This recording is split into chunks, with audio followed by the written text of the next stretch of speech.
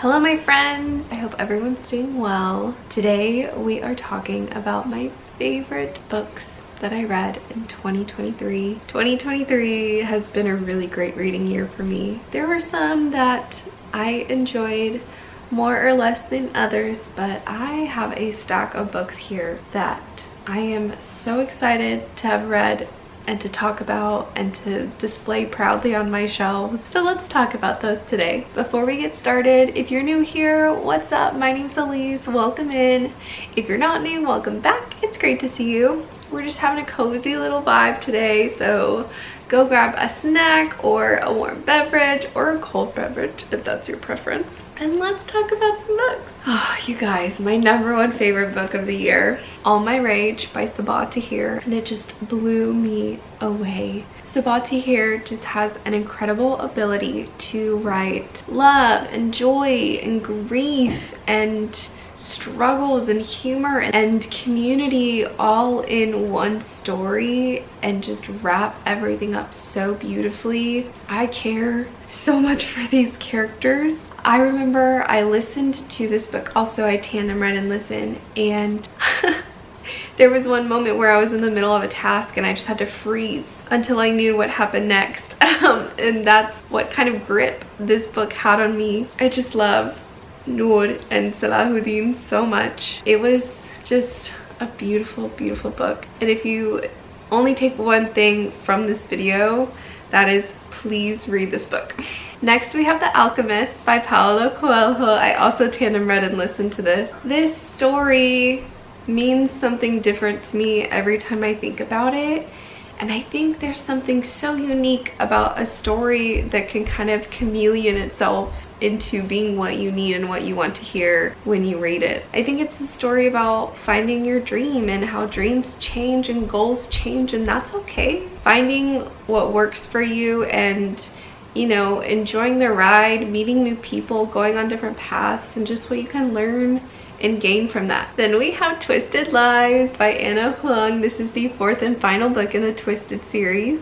It follows Christian and Stella. Stella goes on a journey of fear and insecurity over her stalker, but also insecurity and hope for a goal and a dream that she's achieving, and learning how to stand up for herself and take care of herself. And then we've also followed Christian, who's very morally gray, but he is just a king to Stella, and his journey of like realizing that he's worthy of love, and their fake dating, which I just absolutely love. Then we have Notes on an Execution by Dania Kukafka. This book really surprised me and took me out of my comfort zone, but I just absolutely was enamored with it and enthralled with it. Normally I don't love a bunch of point of views. Normally 2 is the most that I prefer, but this one had 4 different point of views about a man who is on his literal death day, like on his way to death row after doing some horrendous things. And then we flip back in the past to some women who have interacted with his life and his timeline. We kind of see the path to where he came from and how he came from it and where he's going. And another thing that just adds a twist to the story is this man firmly believes that there are multiple dimensions, and in another dimension he is just a great human. So what he did here in this dimension was fine, and just him grappling with that, it was just morbidly fascinating. It stuck with me, y'all. Then we have A Very Secret Society of Irregular, which is by Sangu Mandana. I'm a little late to the game, I know, but this was just so cozy and wholesome and heartfelt. I loved the cast of characters, the eclectic homekeepers and guardians of these 3 orphan witches.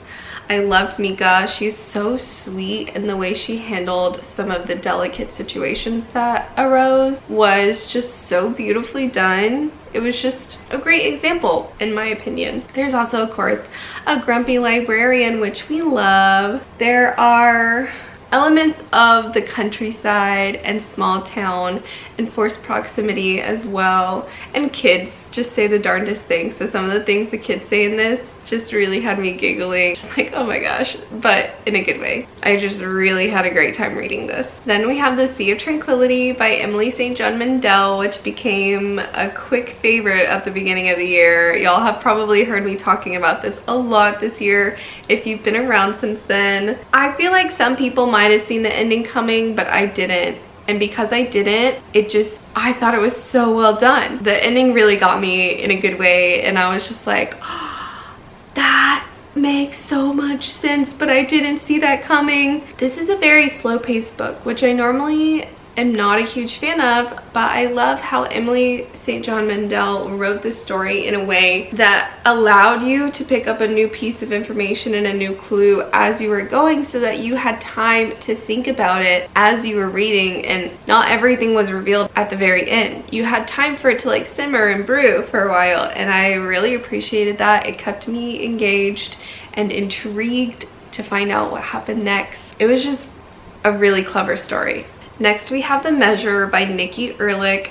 This story had a really fascinating concept. I loved what Nikki Erlich did with people finding out the length of their mortality, when they might die, and what they might do with that. It was a really interesting exploration of that, and how it changes politics and jobs and relationships, both familial and romantically. It just changed the whole world, and it was really fascinating seeing how she thought the world might change because of it, and like a possibility of that. This also had several points of view. While I didn't love every single character that we focused on, I ended up caring for a lot of them despite the multiple point of views. But I felt like we really got to grow with them and, you know, be a part of their story, and in the end I was sad to let them go. I will say this book was rather political, which I normally don't lean towards, but I think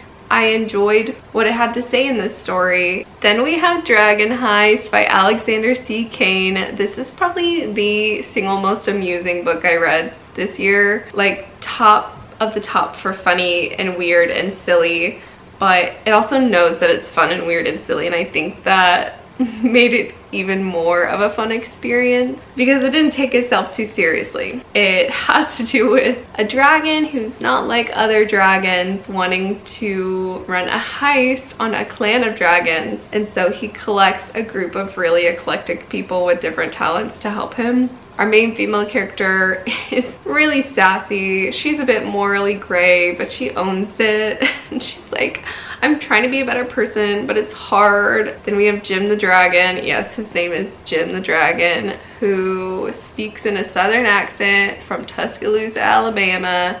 And he's just a goob. He's a goob.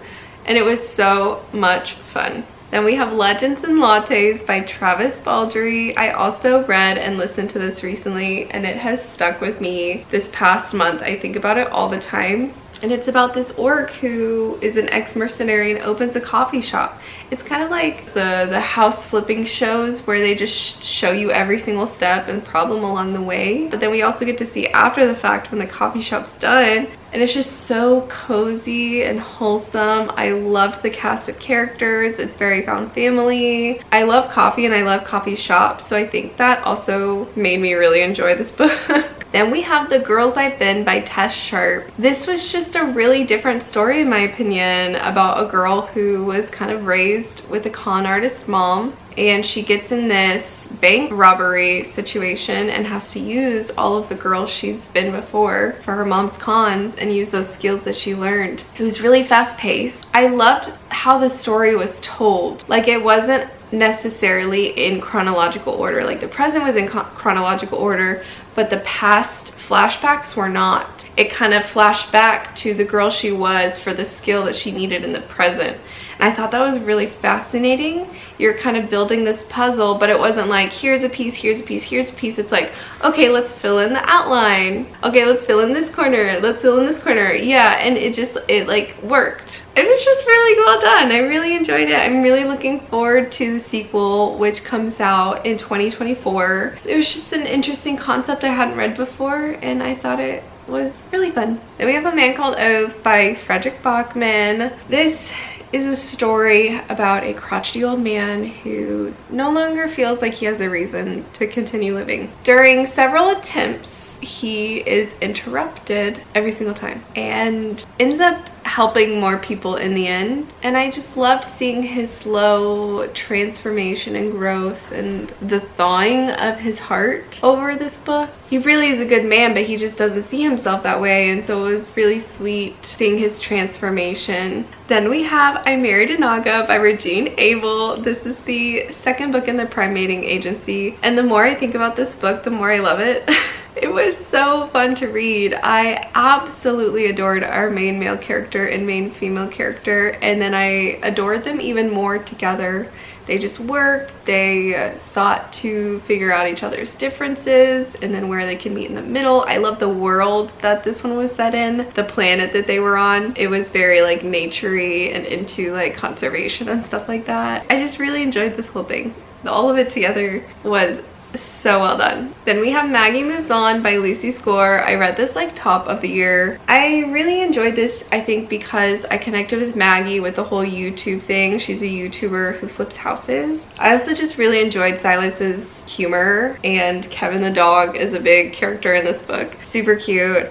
There's a whole found family aspect. They're in nature. They're like DIYing stuff all the time. I just loved so many elements of this story, and I just had a really good time reading it. Then we have Maybe in Another Life by Taylor Jenkins Reid. I've really been on a Taylor Jenkins Reid kick this year. I think I read 3 or 4 of her books, and this one I think stuck with me the most. We follow a girl who comes home, kind of wants to change her life, and then that night that she comes home, her timelines split, and some of the things parallel each other and some of the things that happen are very different, and we just see the end result of those choices. I loved the concept. I loved the time aspect. I loved both paths for our main female character. I was happy with both of the endings. I was so terrified the entire book that I was gonna hate the ending of one of the timelines, but I loved both of them, and that made me so happy for our main character. I really enjoyed this book, if you couldn't tell.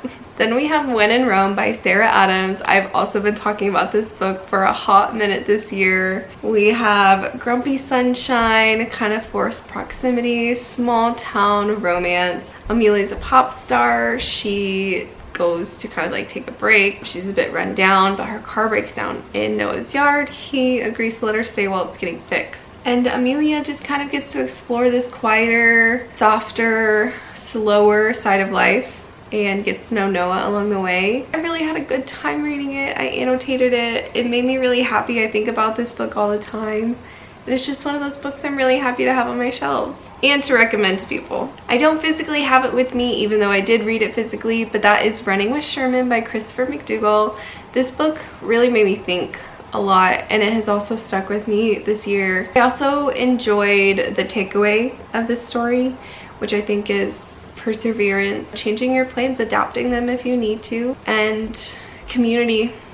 Yeah. Then we have Why Has Nobody Told Me This Before? This is kind of a self-help book that I also think about all the time. You know, you can kind of take what you need to out of this book, but it just has really simple yet easy to follow guidelines and examples of things you can do to help yourself when things are difficult in life, and various types of difficult. You know, maybe it's grief, depression, anxiety. And I just liked the way that it was broken down. It was very easy to understand and consume, and it gave really simple but achievable goals for you to follow. Okay, how to do a battery change, but we're back. The next book that I absolutely loved this year was The House Witch by Delamock. It had very similar vibes to Legends and Lattes with the food and the kind of magical fantasy world. We have a very sassy redheaded house witch who is excellent at cooking. I think part of it is also because that is very similar to my boyfriend. He has gorgeous red hair and he is really good at cooking, and he can be really sassy when he wants to. So personally, I had a lot of parallels in my life and things that I love in this book.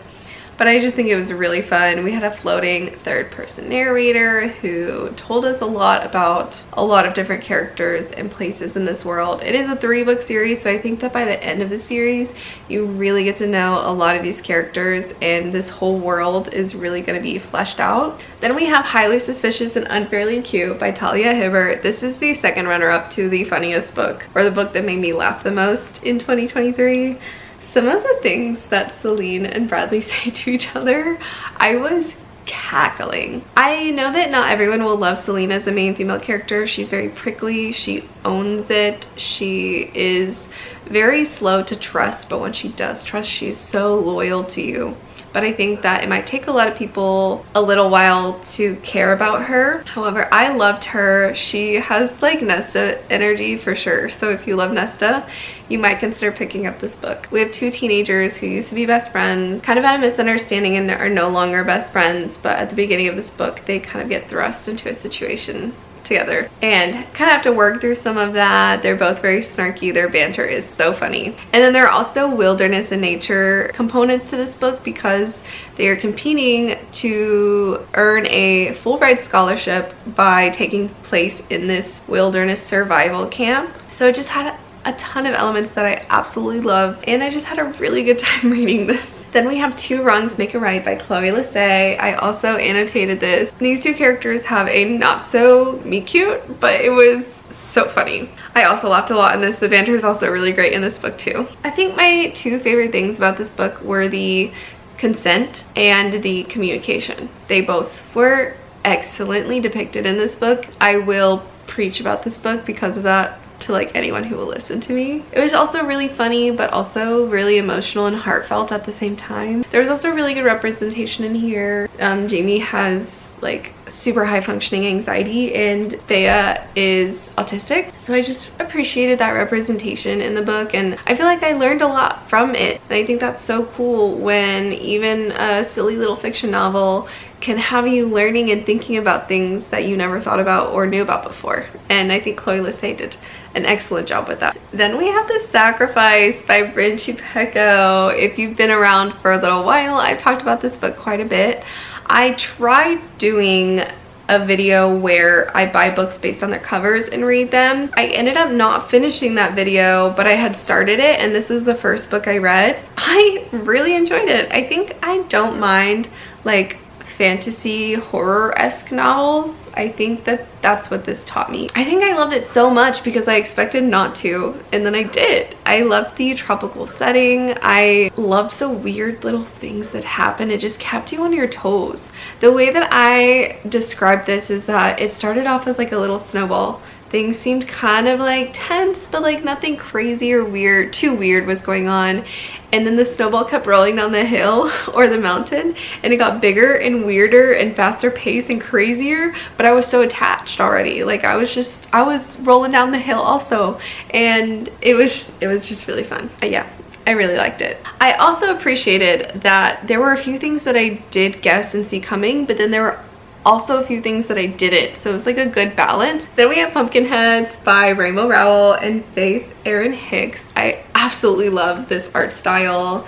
I love a sassy main female character who just takes life in her hand and just runs with it, and that is how Deja is. There's like little baby romance in here. There's also running around a pumpkin patch. Who doesn't love that? I can see myself reading this book every fall multiple times. I also picked this up on like a week that was pretty rough, and it just brought my spirits up so much, and so I think that's so cool that a book has an ability to do that. Then we have The Silence of the Girls by Pat Barker. This is a book that I didn't absolutely love reading, but it has stuck with me. I think about this book a lot. I think about Briseis, which the story is told in the point of view of. It's really interesting because I've read stories about the Trojan War before. Usually it's either a floating narrator or the point of view is largely male. So it was really fascinating seeing it and reading it from a woman's perspective. I just thought it was really well done, and it really made me think. It wasn't always happy. Of course, it's the Trojan War, but it just had an excellent story that really made you think. Okay, my friends, that is it for my top 23 favorite books of 2023. However, I do have a few honorable mentions that really stuck out to me that I feel like deserve a little bit of recognition as well. First, we have The Rabbit Hutch by Tess Gunty. This book is so weird. It gave me the strangest dreams of my entire life, but it really stuck with me. Again, I think about this book a lot and just how it permeated my life and my thoughts. And I just think that that is some really good writing. I don't know how else to explain this, you guys. It was just so weird. It was just so weird. And while the experience of reading it itself wasn't the most delightful, it just stuck to me like super glue. Took me on a journey, that's for sure. Then we have Our Wives Under the Sea. This was kind of a surprise for me as well. I think it's on what I like to call the baby horror side of things.